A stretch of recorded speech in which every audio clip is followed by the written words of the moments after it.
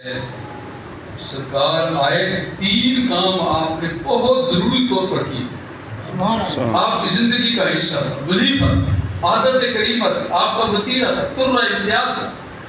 اللہ نے آپ اس میں امتیاز کی خصوصیت عطا دی. وہ کیا ہے؟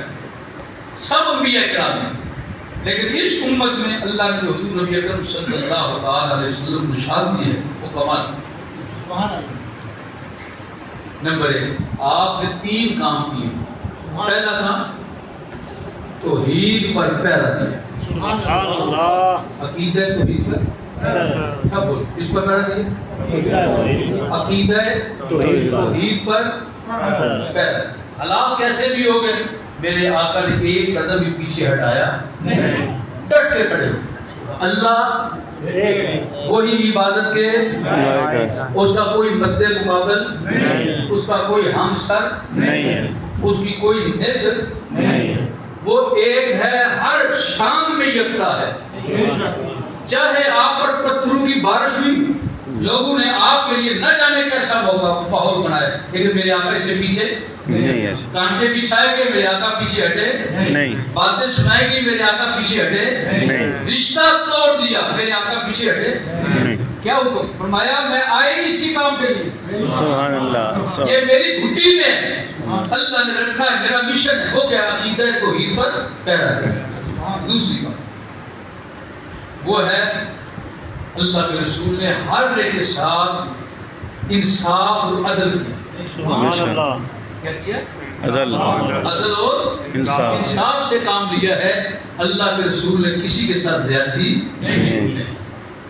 تیسری بات وہ ہے توحید کا عقیدہ بھی پورا کیا، پھر عدل و انصاف کی بہار بھی آئی.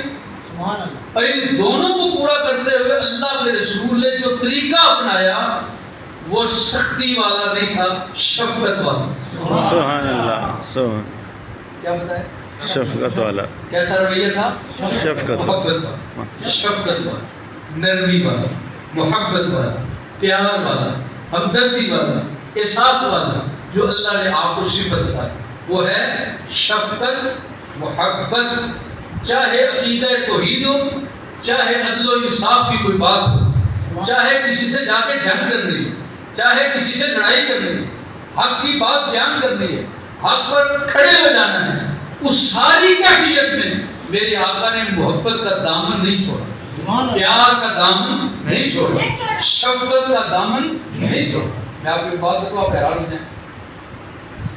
سرکار نے تشریف لے جا رہے تھے، کسی علاقے میں ایک پہلوان تھا، اس کا بڑا نام تھا، وہ بے ایمان تھا. اللہ کے رسول صلی اللہ تعالی علیہ وسلم کی تشریف فرما ہو گئے، لوگ اکٹھے ہو گئے. تو جب سنت کٹھی وہ بھی آ گیا، کہنے کا سنا آپ اللہ کے رسول ہیں. تم نے کسی اور سے سنا ہے؟ میں مجھ سے بھی سن لے. ہاں اللہ ایک ہے، اللہ کے سوا کوئی عبادت کے لائق، اور میں اللہ کا سچا رسول ہوں. سبحان اللہ. کہنے کا آپ اللہ کے سچے رسول ہیں. اب میں پوچھا کہ میں کیسے مانا؟ میں تو بتا تو کیسے مانتا ہے؟ یہ بات کس کو سبحان اللہ. یہاں یہ بھی میں ہی کام کرتا ہوں. اچھا آپ نہ بھی بولے بات تک بھی کروں گا، مجھے ضرورت نہیں ہے چیزوں کی کہ آپ سبحان اللہ کے نہیں. اللہ کی یاد کے لیے تو آئے بیٹھے ہو نا، کسی اور کام کے لیے لنگر کا پروگرام ہے وہ مل جائے گا. نہ بھی کیا تو تک ملے گا، اس لیے کہ ہم سننی ہیں اور پکے سننی ہیں.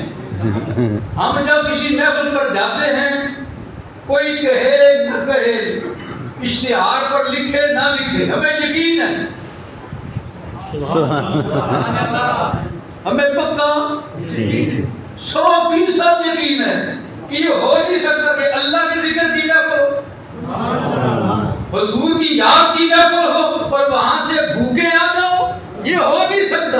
اس لیے وَأَمَّا السَّائِلَ فَلَا تَنْهَرْ، اللہ نے اپنے محبوب کو یہ صنعت دی ہے اور اپنے لیے فرمایا الحمدللہ رب العالمین. اللہ سارے جہانوں کو پالتا ہے، تو کیا ہم اس جہان میں نہیں رہتے؟